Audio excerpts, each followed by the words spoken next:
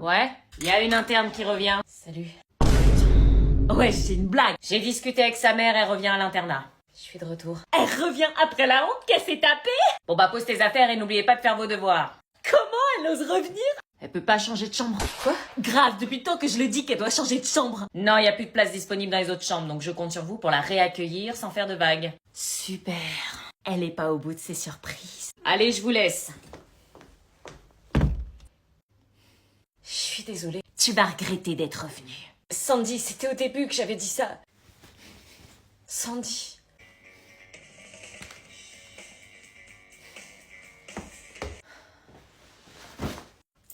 Bon, toi, je t'aime pas, ça change pas.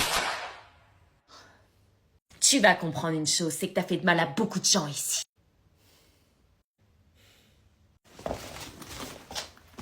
Je vais venger toutes les personnes que t'as insultées ici. Bébé. Oh merde. Salut. Salut. Je suis désolée, je voulais pas dire de mal de vous, c'était avant de vous connaître. Et en plus, c'est l'heure de manger.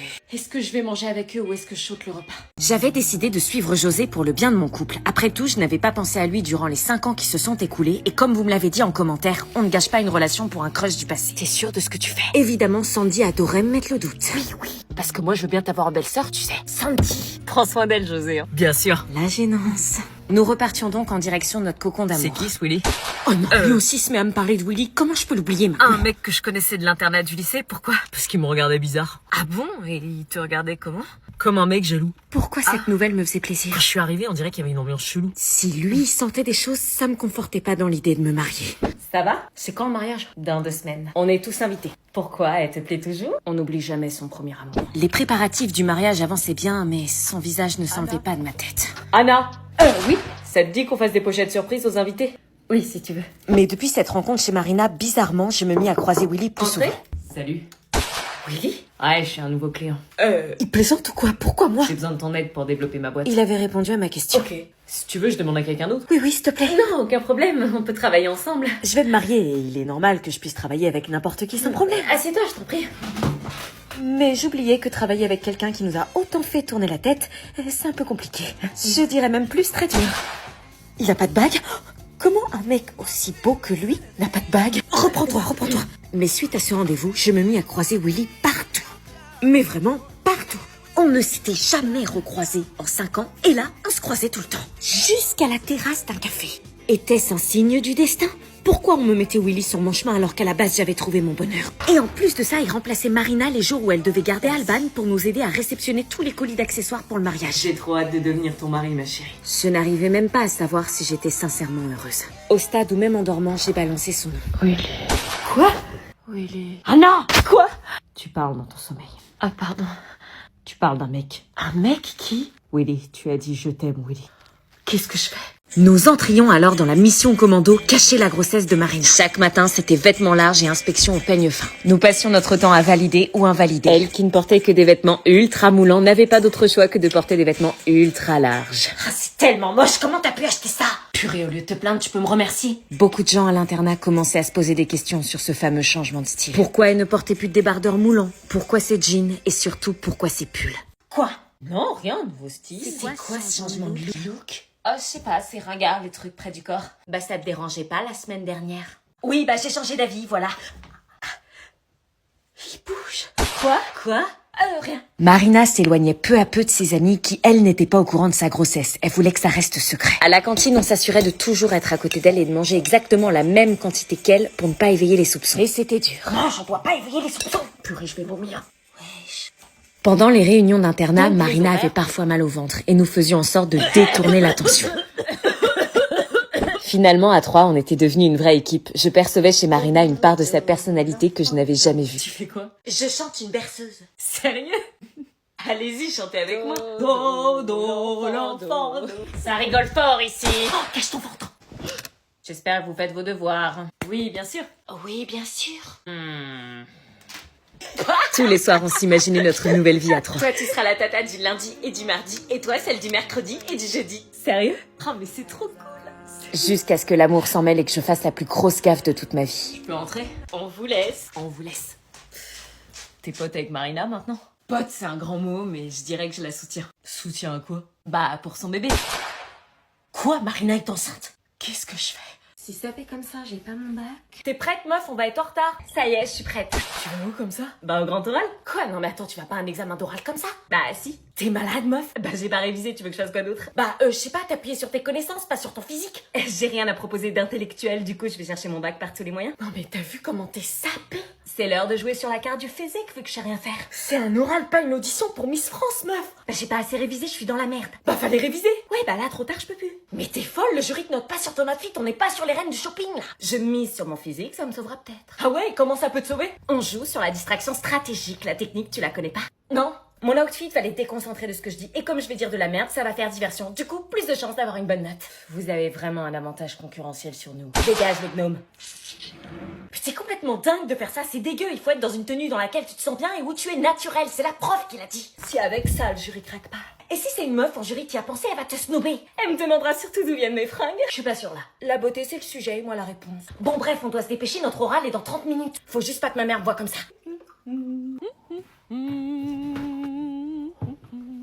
vous ai ramené un petit jus de... Alors, ça s'est bien passé? Non, le jury c'était deux femmes et un curé en reconversion, ça a servi à rien. Bah voilà. Yo, désolé, je suis en retard. Stop! Quoi? Dans cet établissement, on dit pas yo, on dit bonjour et on n'arrive pas en retard. Bah tranquille, problème de bus, ça arrive, non? Regardez sa tenue, comment il est habillé. Votre casquette. Quoi la casquette? Enlève ta casquette. Pourquoi? Article 6. Tout élève pris en train de porter une casquette, un bonnet ou tout couvre-chef sera sanctionné par 3 heures de colle. Quoi encore? T'es habillé.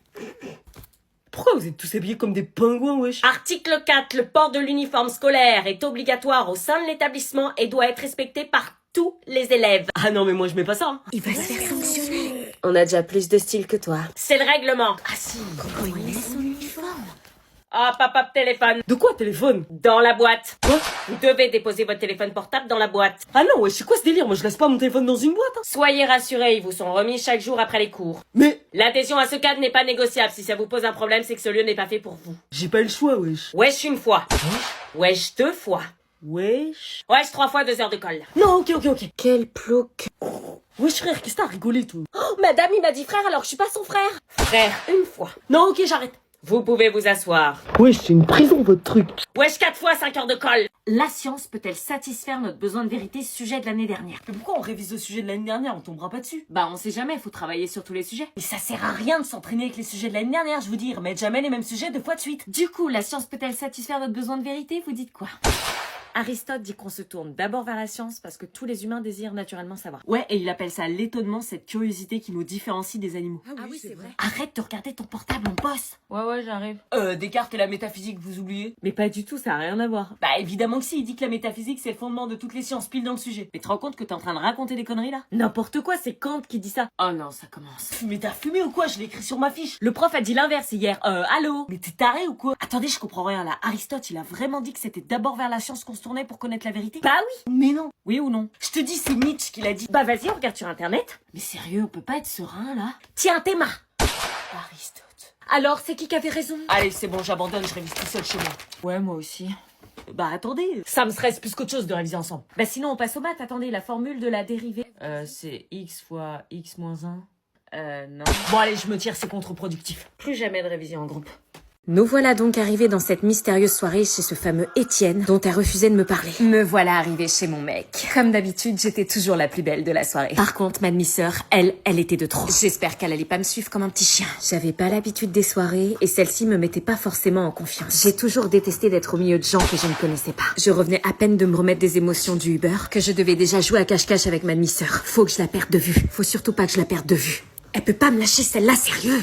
Mais qu'est-ce qu'elle faisait, sérieux? Pourquoi elle joue à ça? Lâche-moi! Elle joue avec des plantes? Pourquoi elle voulait pas que je reste avec elle? Ma phobie de me retrouver au milieu de gens que je ne connais pas. Tu veux un verre? Non, merci. Ma mère m'avait toujours dit de refuser les verres des gens que je ne connaissais pas. Et j'avais vu assez de séries américaines qui pouvaient se dire.